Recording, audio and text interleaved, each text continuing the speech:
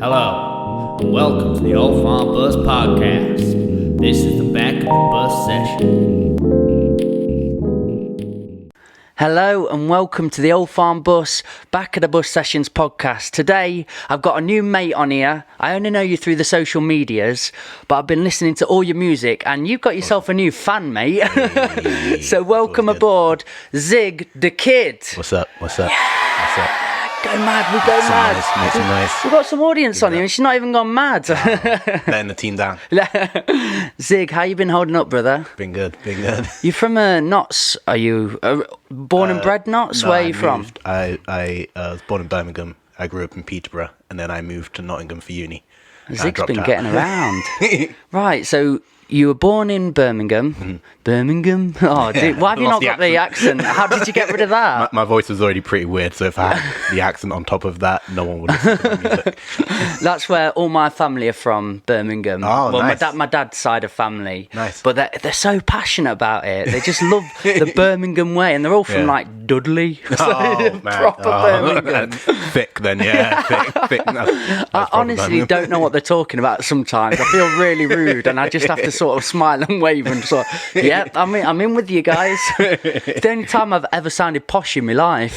When you're there. Yeah, I'm down there like, oh, hello, what is happening It's here? funny. I think I may have never actually had a proper Birmingham accent because people made fun of my voice there. Really? Yeah, everyone makes fun of the Birmingham accent. I grew up there, and people were making fun of my voice. Oh, mate, we've both grown up with bullied for our voices.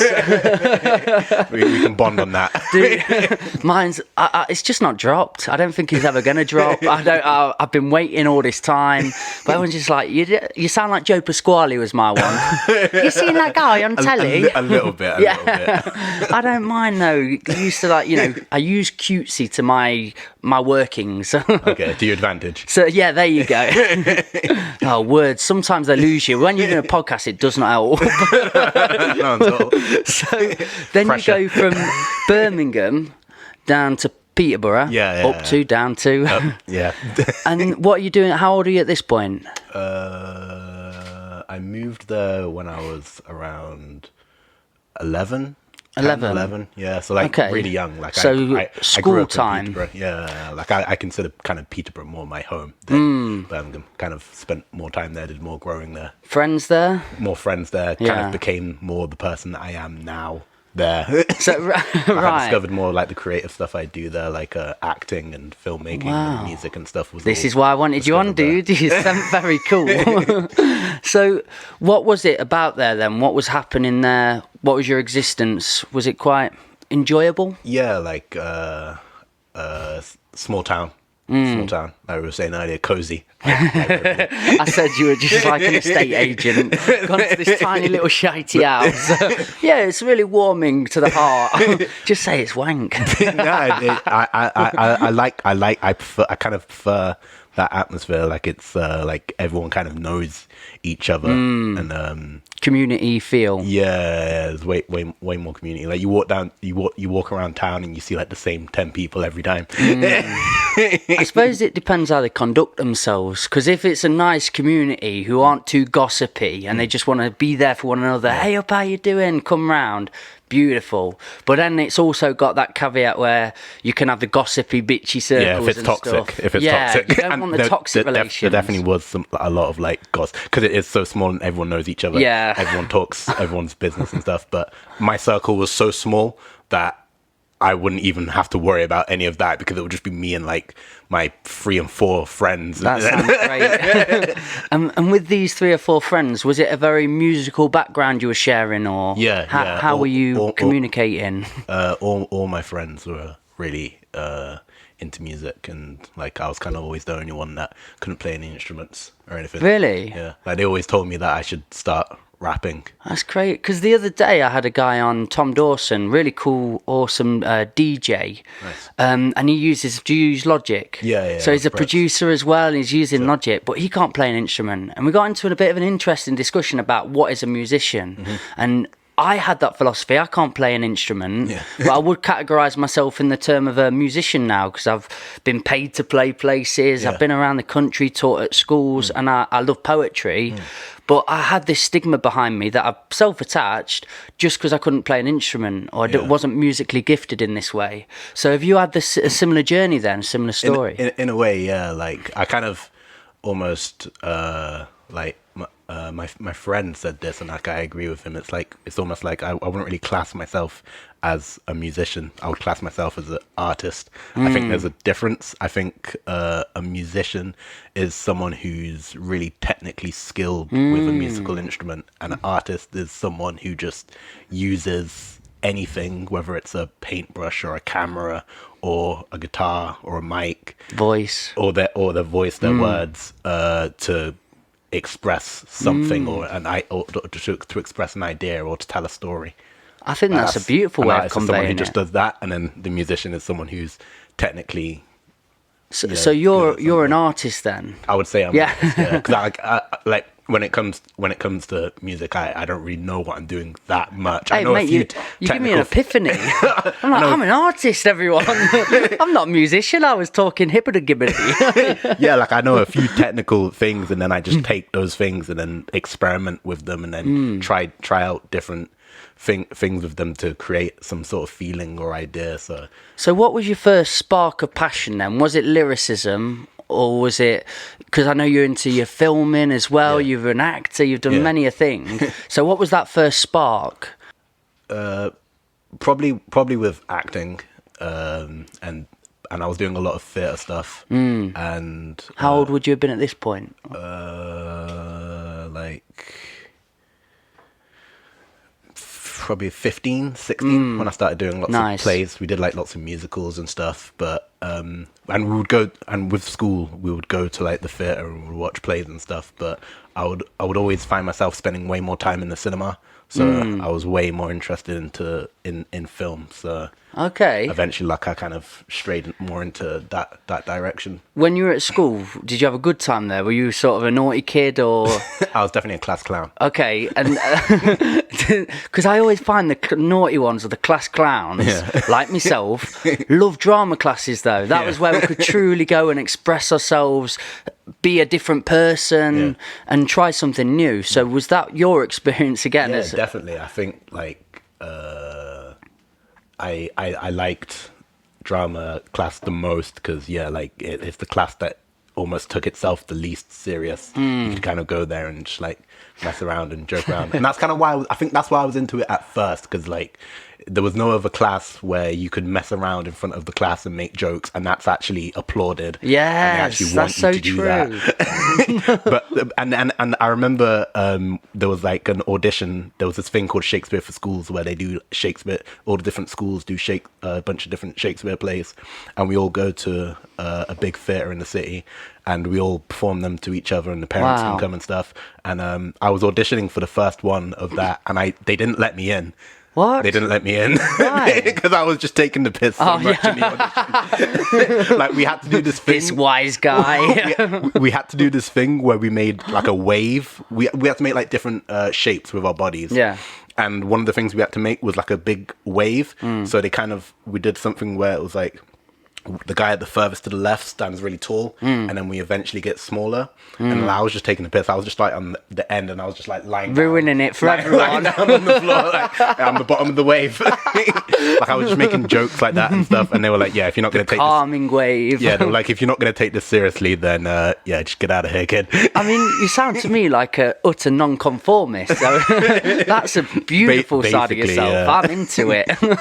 Have you always been a little bit different then? Yeah. School addressed that to you, and Zig, he's not quite your normal kid. No, yeah, weird. Why weird do you kid. think that happened? Why did that grow? Is it home life, family? Have you got any siblings? Yeah, I got an older sister. Are you all weird? No, because they would like make fun of me for being weird. Like they would always say that I'm like not black enough. My sister would call me a bounty. A bounty? Yeah, because it's like brown on the outside and white on the inside. It's an interesting thought. Okay. And, what did she mean by that? What was she inferring to? She means like there's this expectation on how black people are supposed to be and how we're supposed to act and how we're supposed to talk and the things we're supposed to be into. And I don't talk. I never spoke like that or speak like that. I'm not into those things, and Right. I don't hang around that kind of crowd. Okay. And So existing to pre-existing stereotypes and narratives. yeah, exactly. And that was kind of like looked down upon almost. Really? Other black people would speak to you in that way?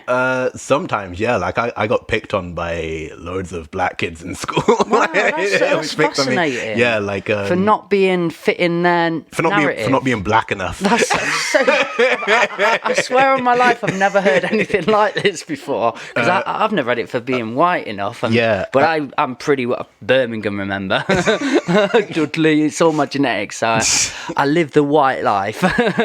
But There's a line in a Earl Sweatshirt song that sums it up perfectly. He says, too black for the white kids, too white for the blacks. wow, okay. So it's almost like I don't fit in. So did you anyway. feel very alienated throughout your existence as a kid and a young person? Yeah, like I said, growing up? I only had like those 3-4 friends that really fucked with me, and that was kind of it. Like I would still be able to get on somewhat with other people, but it was never like I never felt like that. A spark. Yeah, or connection, or like I couldn't fully fit into any Understood. other groups. Yeah. Mate, this is probably why we're getting on so much, because I was a social butterfly that didn't know my position in life or where I stood. So I was telling you on the way about Ripley being EDL BMP, where that was sort of from. You grow an idea for the small town mindset of what you get in. So then, but I'm also from a very liberal family. My mum's dad was from Persia, and he was a doctor of the town. Amazing guy. Nice. So we've had a bit of a different upbringing. So when I go to school and they'd been taught in a certain way and treat people and boxes and have categories of people, I was like, can't we all just get on? Can't they all play football together? And I had this idea. So you'd be bullied for wanting everyone to be included. And it just felt a bit alien to me. So Yeah. I'm very much on a level with where you're coming from. How's that a bad thing, trying to include everyone? Yeah, and then be discluded in their own course because Yeah, you're trying to bring them together. People disclude each other for the stupidest things. So do you think that's maybe why we negated to writing and being like poets or rap? Because we're always, as young people, thinking and just trapped in thought constantly. You've managed to find a place to use a cathartic tool and get it onto paper. Yeah. Is that what you feel it's done for you, lyric writing? Yeah. Like I've always wanted to entertain, like do any sort of entertainment. Like when I was younger, it was drawing, so I would draw a lot. I would make little comic books and stuff, and That's pretty cool. then obviously acting and then filmmaking. I was writing scripts and stuff, and then with music, songwriting. So And you're incorporating it all together, which is so lovely to see. I'm trying. And doing There's it well. Mate, don't you dare downplay yourself, man. I'm trying. You're humble. There's lots of things to try and do, and just try and make them all pop off. It's like. Let's go to school then. Okay. I don't want to go back again, but maybe with this mindset. But when you were there and you were in acting and doing a bit of theatre, were you often the main roles? No.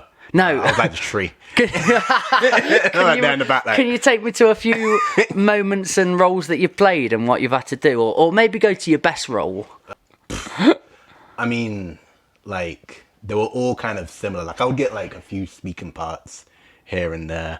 I remember one play.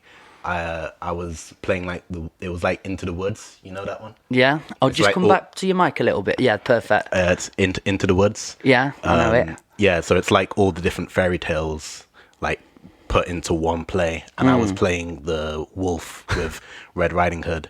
And it was like the only time that I had because they were all musicals, and it was the only time that I had a song on my own, Right. where like I could actually sing. And I don't think they wanted me to sing. I'm not a very good singer.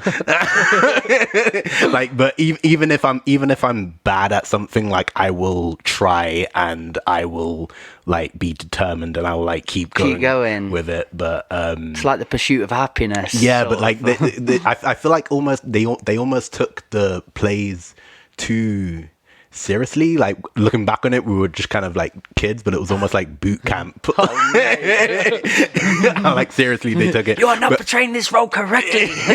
yeah, and like my singing must have been so bad that they actually rewrote the part so that I would, instead of singing, I would like speak the words, like not even rap, like spoken word. Maybe spoken word, but it's like but it's like so obviously supposed to be sang that it just felt so awkward to do. I'm just a lonely wolf.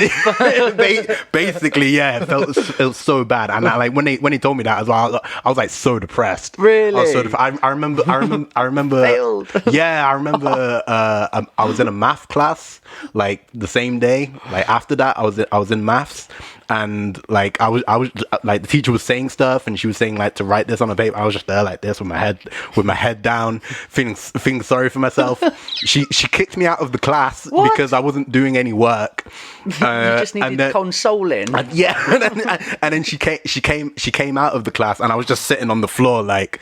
I'm done. I feel so shit right now. I finally had a cool part where I could sing, and then they're like, nah, you're not good enough.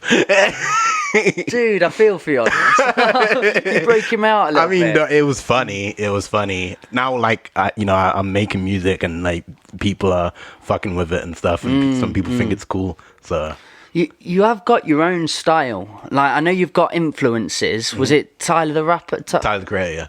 Tyler the Creator, sorry. I said Chance the Rapper earlier. That's why I got them combining together. The two. Wouldn't that just be a force to be reckoned with? That would be dope. You've definitely built up your own sound and who you are. Do you feel you're at that point now where you are you, and that's what it's going to sort of carry on being for the foreseeable? No, I think like I'll keep evolving and my sound will keep changing. Like I said this in like an Instagram post that like when my like I keep listening to new music and finding new influences and different styles of music and combining them in different ways, and the more I keep doing that, the more my sound will evolve and change. Because like if you listen to Volume 1 and Volume 2, they sound kind of different. Definitely different. I was listening to different artists, and I tried different stuff, and then when I make another project, I'm going to try some other stuff as well, and then I'm just going to keep changing it and evolving it. I like how aware you are on your own artistry and who you are. Thanks. Because I wasn't for a long time. I was writing and I got stuck in a bit of a pattern, as you will. Yeah. Because I discovered poetry I lost a friend through a knife crime incident. Oh, sorry to hear. Thank you. And it was while I was away travelling. So I was always told through my life, dyslexic, stupid, don't write. You dyslexic as well? Dyslexic, yeah. Oh, mate, my brother. So I just stuck away from it until I was about 21. I never wrote anything. I wasn't very creative at all. I think I definitely had it inside me burning, but I didn't let it come out or express it. Right. Just wasn't taught to. Okay. So then I found the news of this loss of my friend from my dad, who called me up while I was in South Africa. I was looking after primates. Nice. Strange life. That's cool. How was that? Oh, mate. That's crazy. Craziest experience. But that's where I got to. I just decided this one day, I went off, I had my tears and just started writing. And I wrote and I wrote and I wrote for hours. I just wouldn't stop. And it was like, oh, this is a superpower. So I was like Dora the Explorer with a pen. I was just walking around just everywhere flowing. like, I am not stopping this writing business. Cool. I came back home. I performed this poem to my dad, who's ex-footballer, dad lad. You know what is it? His name's Dave, so you know what you're getting. They're from Dudley. And he looked at me and he just started crying with genuine tears, and it was the first time in my existence I felt connected and I felt someone actually cared about what I was saying. So I got this thing where I was like, right, I'm going to just keep writing. Nice. But I did get stuck into a bit of a trapment, and I wasn't very conscious of it, of writing in the same way then, because I found a recipe of what worked, and I didn't want to break that routine and break that habit, I suppose, what I found. Yeah. So I just kept doing it until somebody did have a genuine word with me, a good friend, and sort of said, have you thought about trying this out, looking at Switching this, up a bit. sending me some artists my way, And it did meta-program me and give me a bit of an idea of trying to, like yourself, be conscious all the time and aware of how you're writing and how you're progressing as an artist. Yeah. Have you always had that, or did you get stuck in a little bit of a loop of Groundhog Day? Like when I started, I was just trying to fix my voice, like, because I told you about like the singing stuff, and then like already thought my voice was weird, so like I was really insecure to put any of my stuff out. So like for like a few years I was just practicing rapping, and like it wasn't even like about the artistry or anything like that. Then I was just trying to make my voice sound decent enough to put it out there. So for ages I was just like kind of taking YouTube beats and then just like writing anything just so I could practice the rapping. It wasn't until I started putting stuff out and I asked loads of people for feedback, and something a lot of people said, especially with Volume 1, my EP, was that like the music sounds repetitive and it doesn't go anywhere. Okay. So then I was thinking about that and I was like, yeah, kind of like like a lot of the songs I think are really great. They do build up and they have some sort of conclusion. So I was like, damn, yeah, like so I'm listening to songs that have that and I'm like, I need to make something that good. So you didn't have a big ego and go, no, you're all wrong, you're all wrong, you're all wrong. Yeah, no, it was just like, it was like, yeah, actually, I could do something a lot better. That's such an important thing to have on your shoulders, to be able to reflect and listen to people. It's so important. That's a good gift you've been given there. Thanks. So then what did you do with that? What was your next moves? Did you start making different beats and that was progressing? whilst I was making Volume 2. So instead of like just rapping all the time, like I reached out to lots of singers to try and get singing on a couple of the songs, and I tried to throw bridges in and diversifies the track, doesn't it? Change the instrumentation in places. I'm trying to move away from using trap drums all the time, so using different kind of drum patterns and instruments, and building up the songs as well, so like they start off small and then they build up and then they have a big conclusion crescendo. Yeah, man. Like I'm still learning to do it. Like I did it a bit with Volume 2, but like I'm gonna keep practicing with it and getting What volume are you in now? So the latest one that just came out is Volume 2. Volume 2. Yeah, so there's 2. There's 1 and 2. I know how to do numbers and stuff. just making sure. I can do 5 there. Nailed it. I don't know how to do the other hand. Ran out of fingers. Do you know where you're going up to? Are you just going to keep going up in numbers and volumes? Have you got the idea for your next volume? Yeah, so like I'm going to do another one, which is then Volume 3, and then it's going to be like a trilogy. Trilogy, okay. It's funny because none of them like really are going to sound like each other, because I'm going to keep evolving the sound and trying new things. Is there a bit of a concept behind it though? Are you following one another? Is it a concept album in its entirety, or are they you want to be different?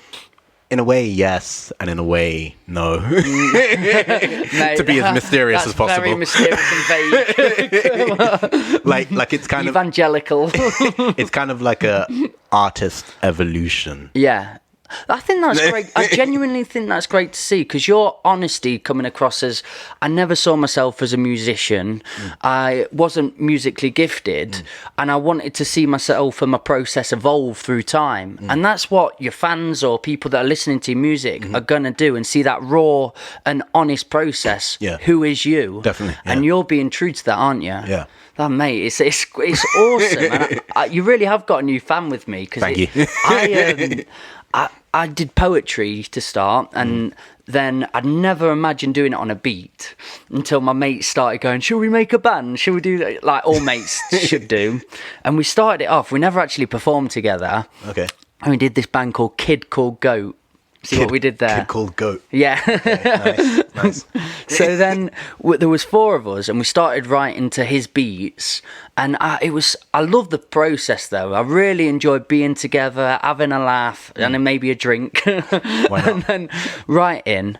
But dude, that was such a hard transition for me to get onto a beat. I built up a phobia of music and being rhythmical, especially as I proclaimed my name as Rhythmical Mike. I was like, what have I done?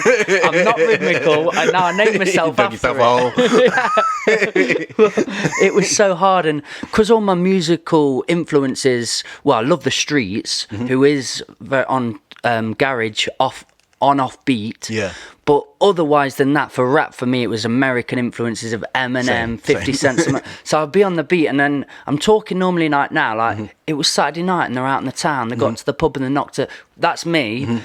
Put a beat on them. Now, it was Saturday night and I'm out on the town. Bare American. That happens to me as well. That happens to me. Like, what have I done? Yeah, it's because what you listen to. It happens to me as well. So how did you break out of that? I don't think I have. But you, if you haven't, if you feel you've got that, you're very good at it though. It seems quite natural how it sounds. Where for me, anybody listening would have just grabbed a pillow, put it in front of them, and gone, "What is he doing?" I mean, I wish I could show you like the first thing I recorded. Really? Oh man, I sound like this. This is like it's something like this. It's so bad. It's so bad. It's like I'm forcing an American accent so hard, and then the joke is that I'm not even trying to put the accent on. I'm just trying to rap, and it's like, but that's how you rap. That's all I've listened to. That's all I know. Have you noticed that sort of shift slightly then through time? I think so. In fact, found your sound, they call it, don't they? Yeah, like with the accent thing. I don't know. Like it. Like I think the more I do it, the more I'm finding the balance between my own voice and the music that I listen to and that I'm trying to replicate when I'm rapping myself. So it's becoming more of its own weird mix between British and American. Yeah. I really value that. I suppose for me, because I love the Streets, that was something pioneered. Because we'd had garage for a while in the UK, but nobody was rapping conscious lyrics on it. And then Dizzy Rascal come through, Mike Skinner and so on. And I've really enjoyed that sound. It was real to me. It was very honest. But then we had hip hop kicking off that was in the America, but the consciousness and the lyrics and the flow. So that was where my heart lay, and trying to find them two come together. But I reckon I've been doing it on beats now, making my own beats, having friends send me beats for 2 years, maybe 3 years now. Okay, cool. And I think I have myself found my flow, my sound, what I'm about, and. You know it, don't you? Because it feels natural to you when you're doing it. Before, while I was doing it, I was nervous, I was panicking, I was sweating, and then I was up there like, I don't think I sound very cool. But, all up in your own head and stuff. And when I listened to it back, I was cringing anyway. I was still, been there. But I can listen to stuff back now and sort of, with nostalgia, I remember that time we made that song, same. and I enjoy it. Yeah. Do you enjoy just flicking this back on? Do you enjoy listening to your stuff back now? Have you got to that place where you can actually enjoy that? Like it's funny sometimes listening back to the old stuff. And sometimes like I listen back to stuff and I'm like, it's stuff that when I made it, I was like, oh, this is trash, throw it away, forget about it. And then it sat there for like a year or something, and then I listen back to it and it's like, oh, actually this is pretty cool. Why did I say this was so bad? It's not actually that bad. Like, why was I so hard on myself? And them influences that you've got, like Tyler the Creator, do you know what it is about them, that sound, why you're so into it, what it is about the music? Yeah, it's because they, him, like Brockhampton as well, even Playboy Carti, they kind of do, like, they do something different. They create their own sort of brand with their sound. So when you hear that kind of sound, you know it's them. Anderson .Paak sort of thing. Have you heard of him? I know Anderson, I don't listen to a lot of his stuff, though. Well, I'm just thinking, my partner's really into him, and I listened to his NPR session, and it blew my mind. But every time he comes on, I'm going, oh, that's, You recognise the sound. Or Mac Miller, and something in that regard. Yeah. But and like, especially with Wolf, he creates a whole world in that album, and every time you listen to it, it feels like going back to that place that is created with the sound. That's really cool to think of. And it's not just that as well. Like they're so hands-on with their visuals and their designs as well, that everything just connects together so nicely. Whereas like with some other artists, it kind of feels a little forced or packaged, or like the label had all their hands all over it. Whereas hit that mainstream sort of narrative. Yeah. Whereas with these other artists, it's a lot more like it's. You can tell when managers and production teams have got their hands all over it and made it a bit muddy. Exactly. Yeah. They've stuck true to who they are and what they're about. Exactly. And even though what they're about and what they're doing is strange and weird and not within the norm of hip hop, they're still doing that, and they manage to find people who fuck with that and like it as well. And in that, they create their own culture rather than just jumping on the bandwagon of the big one that already exists. They sort of create their own thing by being themselves. Mate, I make little snippets of this podcast, and that is going in. That's the snippet. That's the golden clip. What right you said there. That's the money shot. Dude, that was awesome. I really value that, and I've had that feeling inside for a long time. You wouldn't believe. I've had lovely comments on social media, but man, there's some demons lurking in the shadows, so much isn't toxic there? on the internet. I had one yesterday, and I don't know what this means. Maybe he thought it was a nice comment. Just messaged and he goes, when you spit, you sound like salad fingers. Oh, man. I mean, it doesn't sound like a nice thing to say to someone. So specific. I mean, I must admit, I got a bit childish, and he set himself up for a spitting comment and a mummer joke. Okay. What did you tell him? His mum should have spat him out. Oh no! Sorry everyone. I really regret it. Did you get into a war? No, I left it. I to be honest, mate, I thought it would be funny, but then I block people, because you got to know who you are as an artist, what you want from your art. And now I've got to a level where it's a passion project for me. I love creating. There's no better feeling for me than hearing a new fresh sound. I love lo-fi sounds. Same. Oh man. Same. Somebody sends me something over, and then an idea comes, I'll get a hook, and then I start writing from that hook and building a bit of a lyricism behind it. Yeah. That's all I want to do. I want to get value from it. So I think having social media and putting content online, views, likes, clicks, they do show you a little bit of value to it, don't they? They make it worthwhile. It makes it show what you are as an artist, where you're at, and it's quite a fun game to play for me. I like growing views and growing up people watching my content. It's a dangerous game as well. It's a dangerous game, and that's why I'm trying to always be aware of it and not just follow the dragon and look for the number. But I've also realised with trolls, when they come at me and they're throwing shit, I'm quite happy to say something back and then just click it off and go, I'm out. Oh yeah, fuck you. I'm done now. I dodge it, say something and go. But I don't need endless wars and back and forths with people like that. It's toxic. I know what my art is now. I know it's good enough for where I'm happy for it to be at. And I think that's a good place to be when you're creating. Would you say you're there? How are you feeling on that? Yeah, no, definitely. Front? Like, I share a lot of my stuff on Reddit, and I get a lot of hate. Do you? Yeah, some people saying that really. It's just Mardy Gits out there, isn't there? Get this trash out of here. Dude, well, that guy yesterday, he'd done like 7 posts in his life and got about 9 people looking at him. I think followers. So you're like, what are you doing with your life, mate? I bet you get that on Reddit. They're all people there to judge and say something to you. Yeah. But the true artists, the ones that are doing it and really good at it, they don't go around down talking people trying. 100%. They just get on with their thing. So it is mainly trolls, isn't it? Yeah. And maybe people that have just had like a really bad day and you got to take it out on someone. It's just like, oh, here's a guy who's trying to do something. Let me make him feel bad. Yeah. It's funny. I'm doing this podcast with a friend of mine, James Mather, and he's in. Have you heard of Lady Rose from Knots? I'll send you her across, but she's a really cool artist. Okay. She used to run Annie's Burger Shack downstairs. Oh, nice. Them two have been on the podcast, but he is just so funny. He's an older guy. Sorry to call you old. older. Older guy. Older than me. But because she's got this sensational voice, he's the guitar player and sings with her. But she doesn't do the marketing and X, Y, and Z, I don't think. Okay. It's James's job. Right, okay.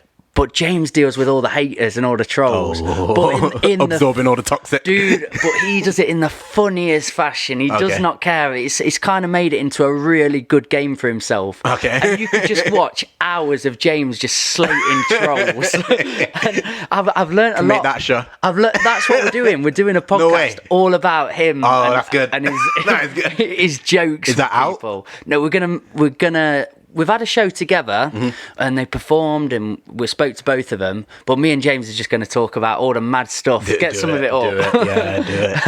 Have you had any I would watch that. good back and forths with trolls? Have you? I try not to engage too much because I feel like if the time I spend talking with them is time I could spend engaging with someone who actually fucks with my music, not someone who just wants to I want to collab with you. throw shade. So yeah, like I mainly just ignore them. Right, let's jump over then. I love this podcast because it goes everywhere. University, what were you studying there? I went and I did acting. Then after a year, I changed it to filmmaking, and then I dropped out. Really? Yeah. What a process. Let's jump for the acting then. What was it about it that you weren't into and it made you want to shift? I was still into acting, but it's just because it was theatre. It was theatre, and I just always preferred film over theatre. The only reason I went and studied acting is because I had so much acting experience that I could put on my resume. Yeah, but you have like a personal something. Like you write when you're going to uni, bio about yourself. Yeah, I get you. And most of it was just full of acting stuff and choir stuff, but my music teacher didn't let me study music in school because I couldn't play any instruments. Really? I was like, well, I'm trying to learn. Isn't that what we're doing it's here? What I want to do. Like, isn't that the whole thing? Like I choose what I want to learn, and then you teach me. But whatever. So I didn't have that under my belt, so I couldn't study. That's so strange. I couldn't study music, and I had all of this. I had all these pages full of just acting experience in theatre, so it seemed like the logical thing to go for.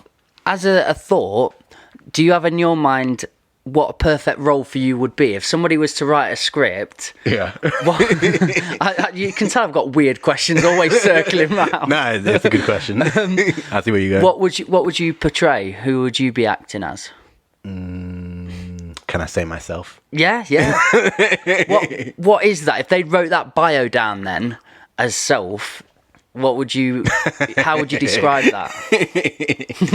Proper interview now. Some weird kid trying to do way too much, and just getting flustered and hitting all sorts of roadblocks, and you just laugh at him like the whole way. Like so basically, you'd be Manuela for Faulty Towers. Yeah, like some Tom and Jerry shit. Mr. Like I'm trying to do something, and then I end up with a big frying pan in my face, and that's the joke.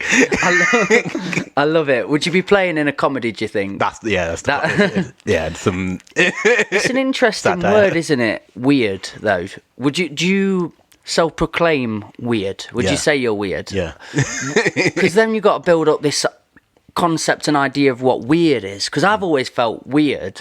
But then, honestly speaking, the way I see society acting now and people, it's also kind of weird. It's a bit weird. So then what is weird? Yeah.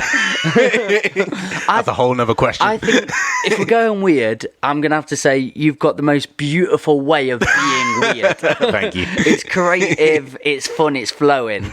It doesn't just bow down to an agenda. So I appreciate it. Yeah, that's kind of what I see weird as, is like you're not conforming to what the majority of the people conform to, and then it's like, yeah, you're weird. We'll get them slaps right now. So when you're at uni, right, this is what I had in mind for an acting degree, is you're surrounded by a lot of big characters, bulky characters, but maybe quite egoic in mind. Is everyone sort of trampling on each other to get to a certain place? So much. Is that what it's like? Because that's what I got in mind, but then I don't want to... Even in school, like when we would audition for like the musicals and stuff, there was like full-on arguments and girls crying and stuff because they didn't get the roles that they wanted. I'm just in the corner like, yeah, I'm the tree again. That's cool. I know this role so well. I'm not gonna pull anyone's hair out about it. Like it's just school, chill. Mate. But was it the same in uni then? From school, yeah, definitely. Like same tiers. So everyone fighting for a position. It's quite competitive, the acting. Yeah, world. It is competitive, yeah. And there was almost, I don't know if it's just like the class I was in. It was a small class. There wasn't many of us, but they were a little less passionate about it. Yeah, so there wasn't like the fights and stuff about roles and things like that. They were kind of way more chill. Did you quite enjoy it then, as well as, even though you didn't complete it? It was fun. Yeah, it was fun. It was fun. Was there a lot of theory, or were you allowed to just express and portray roles and stuff? It was a bit of both. I think there should have been way more practical stuff than theory, but it was like a mix of both. Maybe there was actually more theory and writing and stuff. It's probably why I didn't like it. Any moments there you can recall of good roles you played or anything you did? In uni, yeah, that's the thing. Like we didn't do that many plays. It was like a lot of exercises and improvisation. That kind of stuff. Oh, dude, that scares me. I went to one class probably 4 or 5 years ago. Chrissy, my partner, saw something online and was like, "You need to go to this. It'll just be for you. Dead fun." Okay. But then I rocked up in this random place in Derby. It looked like someone's home. Okay. And there was like 9 unexpected people there, all stood around like, "What are we doing? Lemmings." And then this really pretentious guy came in, and he's the actor and done all these scripts, and he's been travelling with it. And we were just there to hear his stories about how good he was, honestly. Really? But then he did... The space for this guy to brag. Yeah. And then we did about half an hour of practical stuff. Okay. It was a sample class just to see if you fancied it. Oh, okay. And I did go in. I was like, right, I'm here now. I'm going for it. But when we did improv and we just had to make stuff up, I don't work in that way. I was just really awkward to it. Yeah. So like when I go to schools and... teach poetry and education and creative writing, but all the kids, they just want you to freestyle. I'm not a freestyler, guys. You can't get me started on that. So then you disappoint them. That could be pretty awkward if you say the wrong thing as well. Yeah, exactly. Anything in this into some hardcore swearing. Imagine where this mind goes. I think that teacher's pretty good. Oh, whoa. No, not in primaries. So you go into film then, which man, you're speaking to me now. I love film all day long. It's funny, yesterday my friend, I didn't remember any of this, but we used to make films when he'd go round to his house. I think his dad's a millionaire. He was a really well-off guy, yeah. But he'd just buy his sons like the next new anything. So I was like, lads, we're in on this. So it would be a camera, whatever. But we would use everything he got. Yeah. And he sent off a film that we'd done together to Cannes Film Festival, and it got accepted. No way. And Miami. But we're all about 8, 9 at the time. I think his oldest was about 12. Okay. Just had an old camera. But he sent it me yesterday, and I put it up on Instagram, asking for everyone to see their first films. But, oh, man, I've not laughed like that for a long time. It's not good. I'll send it over. Send it me. Honestly. It was one of them, like, plots where there is no plot, but we've lost the plot. Oh, man. I was this evil baddie guy, and I just kept turning up in shot, and then suddenly I got a gun from nowhere, and little 9-year-old. Why not? Did you? You probably thought you looked a lot older. I had hair there though, so that was nice. I was in a film young, maybe 12 or 13. My friend Sam put on, he made it into a massive thing. Brought people in not from where was it? Ireland and Scotland and people all over. And he got played in proper film festival, and he did really well with it. Nice. And I just love film from them moments. I remember enjoying media and just going down that path. Was that you? Were you always moving about, being loud, just wanting to be in front of a camera? Yeah, basically. In front of it and behind it as well. I just wanted to do it all. So, was that what you were learning at uni? Were you doing media? And yeah, it was film and TV production. And you could do both sides of the camera? Yeah. So, like, we would be like... we'd have to like do projects and stuff, so then sometimes there would have to be someone in front, so then I would go for that. But it was way more theory stuff than practical stuff. Right. A lot of pre-production stuff and like filling out papers and stuff like that. Dude, so and, like, do you doing feel essays. a lot of the time the reason to you not completing things was mainly because of how it was run and how it was done, and you wanted to be I remember the tipping point of when I dropped out. Go on, there was already a lot of straws on the camel's back, but the one straw that broke it was I did a film analysis paper, and they failed me. The reason they failed me was because I didn't Harvard reference in the correct way. Like, it wasn't in the right font. It wasn't formatted in the right way. Mate. So it wasn't even that I like didn't say where I got the information from. I said where I got the information from, but I didn't put it in the way that they wanted me to format it. That breaks my heart. And I failed the paper because of that. And it's kind of like, what am I here to learn? Am I here to learn how to make films and get my foot in the door of the film industry, or am I here to learn how to write a paper properly? So like, and I think I even like spoke to the teachers about it and stuff like that, but they weren't really giving me any good answers. So I was like, fuck it, I dropped out. Well, they're quite wrapped in with the system though, aren't they? They're very, no, this is how it is, so just either you do it this way or you don't do it. Yeah, and it's like we're studying an art. It's kind of like, why are you trying to get me to conform so bad to something so dumb as that well? Is dumb, mate. Like, that is dumb. Screw this. I spend my time actually making films instead. I didn't get to do many exams because by the end of like school, I got asked to leave. I didn't do well in. You got escorted out. Mainstream education. I'll tell this story. I remember we went for my final meeting with my mum, or one of the final meetings, and it's the head teacher in front of me, and I've got a sister who's your dream, like that. She's a solicitor in London now, though. So human rights solicitor, pretty switched on. Okay. I went the other way. I was like, hit this road. Oh no, try that. Just didn't work for me. Mainstream education. So this head teacher was ex-military. Okay. He's a very powerful, authoritative figure, ex-marine. And head teachers, so you know what you're getting. You know what you're getting. So anyway, but my mum is a bit of a firecracker. She's hardcore sassy. Right, okay. So they're basically just screaming at each other, shouting one another.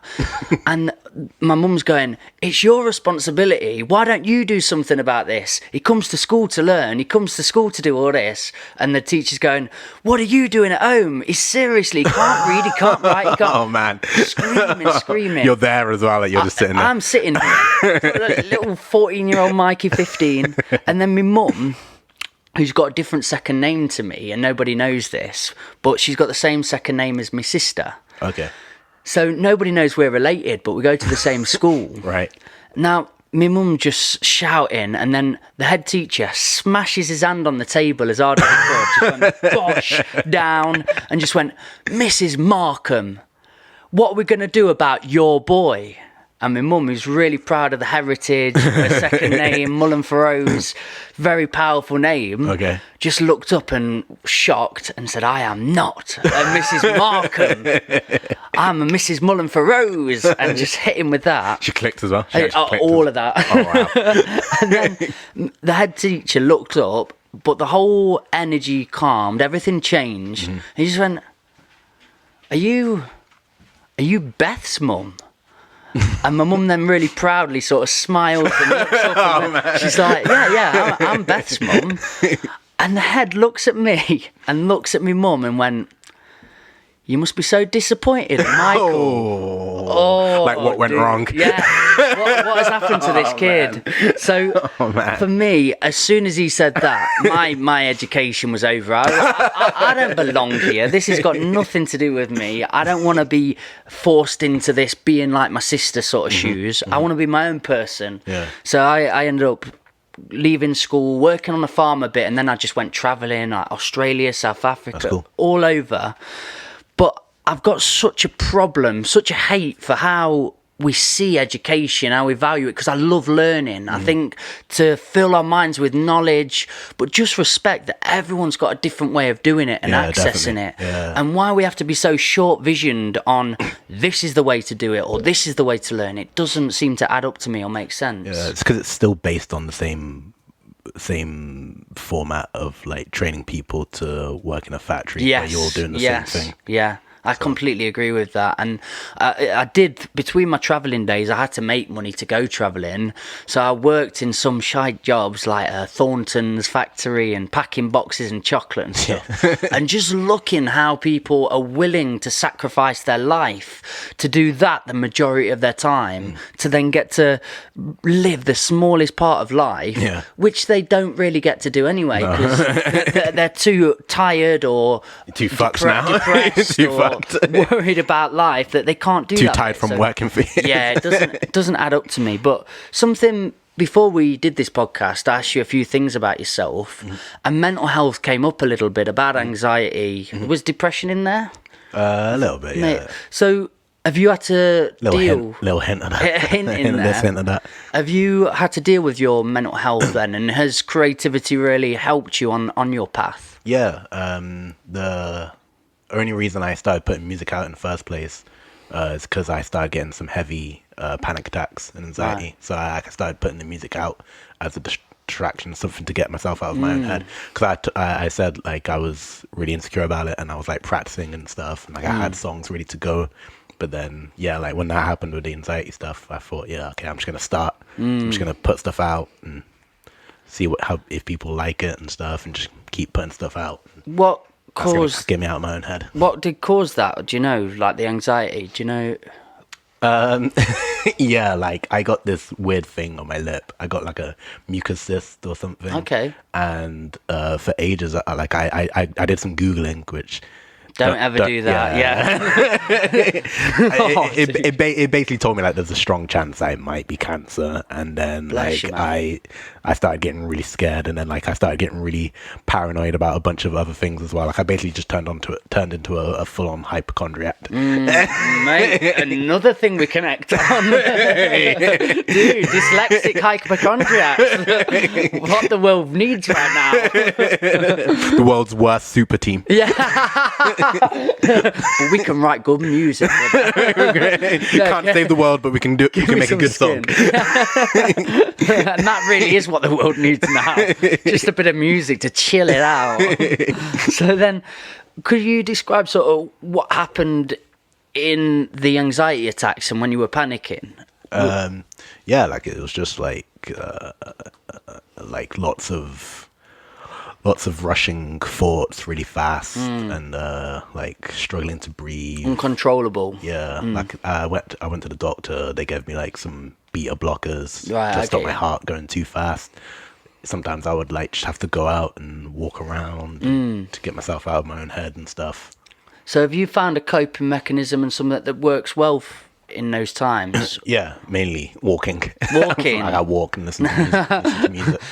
What's that film where he just walks everywhere? That's the role I would play. Forrest Gump. Yeah, he's running everywhere. But I've trained for that. I've trained. I will do the reboot. I felt guilty asking Black you Forrest Gump. Let's do it. Let's kill it. to get here today, but I don't feel guilty now because you love walking. Black Forrest Gump. We need remakes, don't we?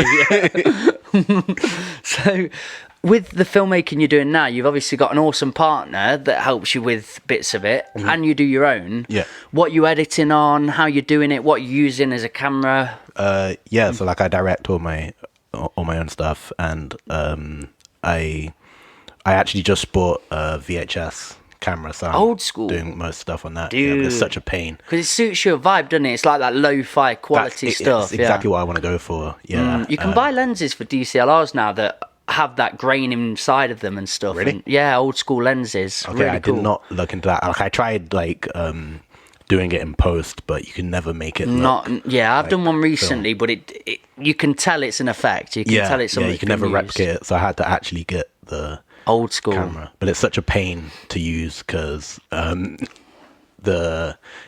you have to get a converter to plug into the camera to plug it into the laptop to transport the footage. But the first one I got didn't work, so I had to send that back, get a new one.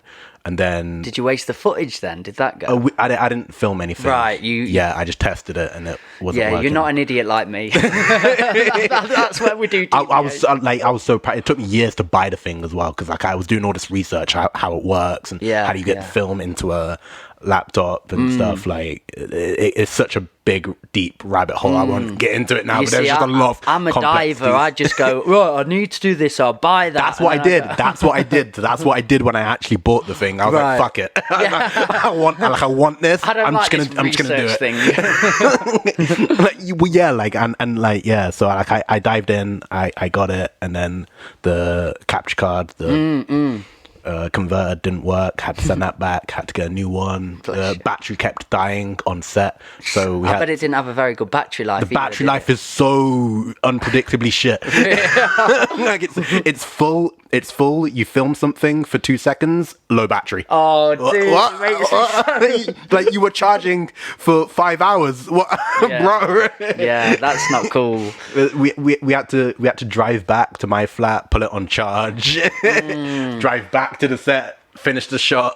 Wow. Such a pain. Yeah. Such a pain to get worse looking footage. It would have been easier to get 4K. I would later on, I'd suggest just a decent, you don't have to go mad because of the GH5 sort of about $2,000 I think. This one here, the GX8, you could probably get it now for about 6 or 7. I don't know if that sounds scary or not, but I think it's not a bad price for DSLR, but you can get converters on them now, so you can put any lens on, old school lenses and everything. Interesting. You get this like old converter and then it just put a proper old school lens on, you get that certain I'll have to look into that. I'll send you some stuff across through, but please do. I love Lumix, but I think I'm going to go into Sony soon. Okay. I just love cameras. I don't know, I never thought I'd get a snob of anything. You've all my mates who like cars, I'm like, what are you on about these daft cars for? Just get A to B.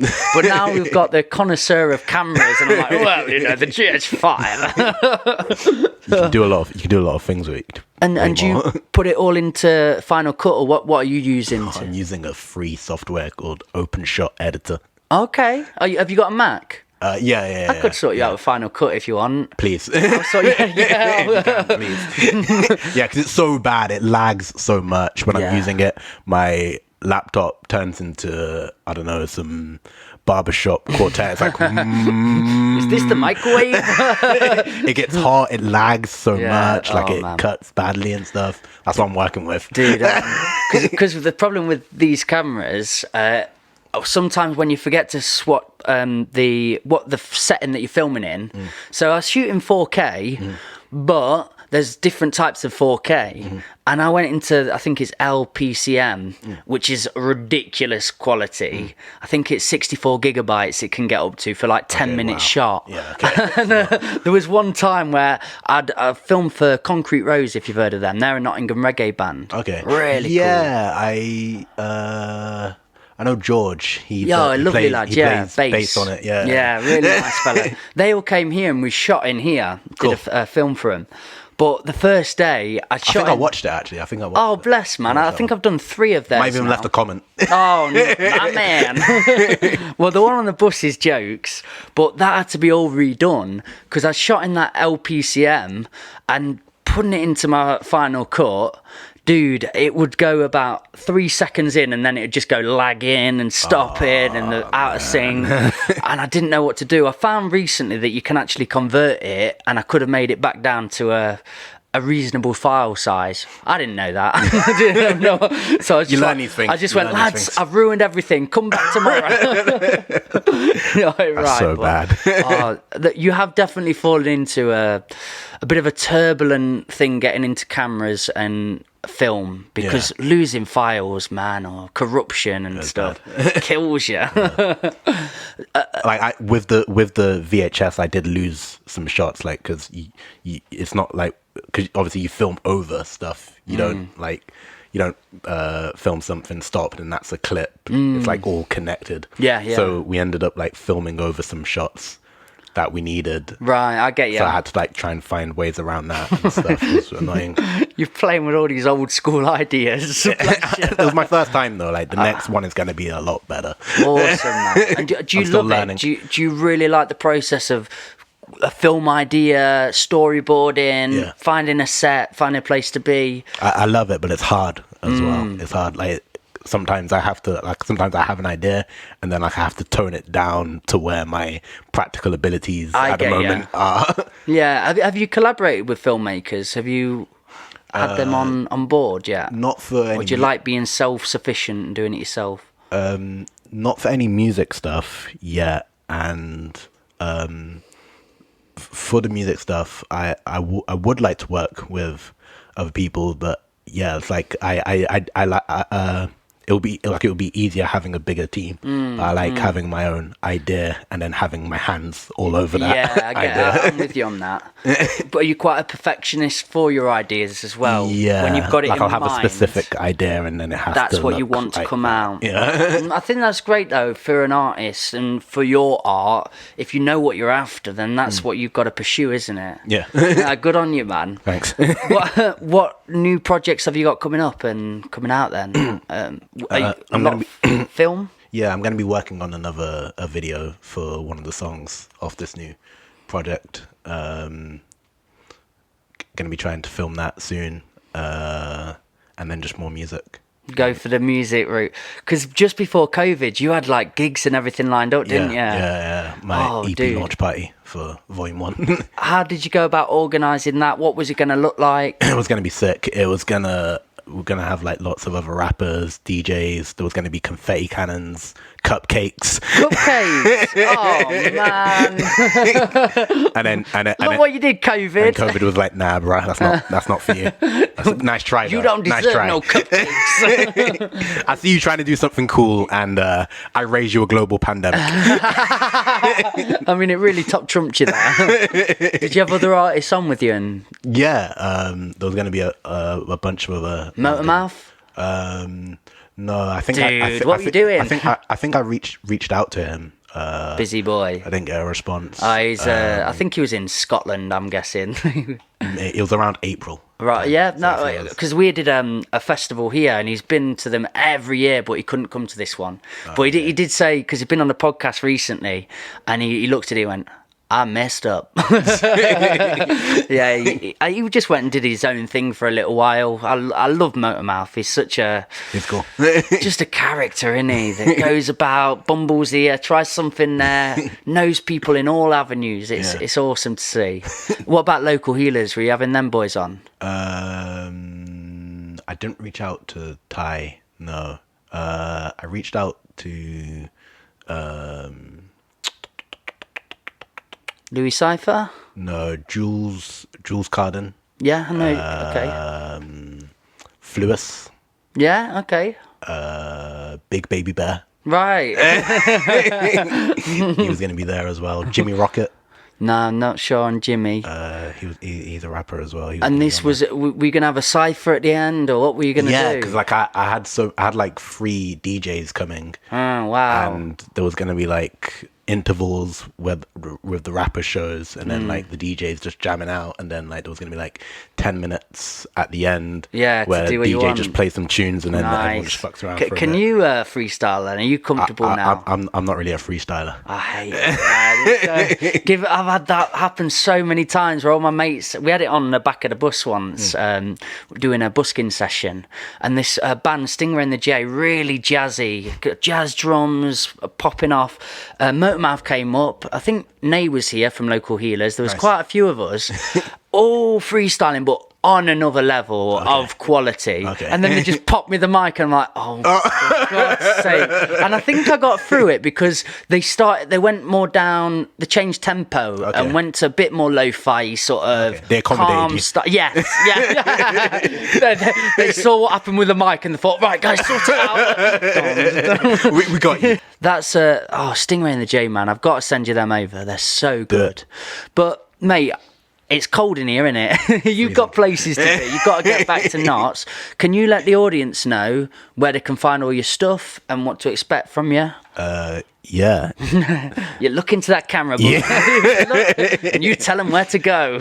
You can find me at Zig Da Kid on Instagram, Spotify, Apple Music, and I have some dope music videos on YouTube. You should check those out. There's another one coming out real soon, so real soon. Look out for that one.